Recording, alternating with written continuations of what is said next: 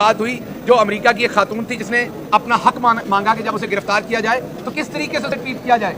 हमारे मरिंडा की बोतल पी के आपको मारते हैं, हमारे मरिंडा राइट्स हैं। वो जो आपको कस्टडी में मार रहा होता है उसने स्ट्रॉ डाल के मरिंडा की बोतल रखी होती है, आपको मार के जब वो थक जाता है तो वो दोबारा उसका सिप लेता है मरिंडा का। तो इसलिए हमें राइट्स लाने पड़ेंगे। खुद से टूट गई तो मैंने किसी सूरत भी इलेक्शन की डेट नहीं देनी, तो अगर खुद से टूट गई थी तो आपने काबीना कैसे बना दी, आपने काबीना का हल्फ कैसे ले लिया, आपको तो फिर साइड पे रहना चाहिए था उसमें से भी। तो दो काम आपके ज़िम्मे थे, मीठा मीठा आपने हफ हफ कर लिया, जो आपको कड़वा लगता है वो आपने थू कर दिया।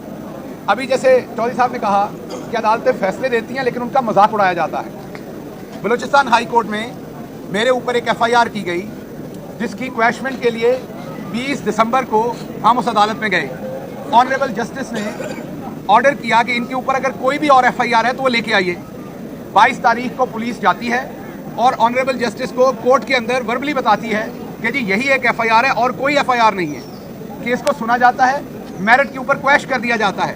22 दिसंबर को 6 पेजेस की जजमेंट लिखी जाती है। उसके 1 महीने के बाद एक दोबारा पुरानी FIR छुपी हुई निकाल ली जाती है।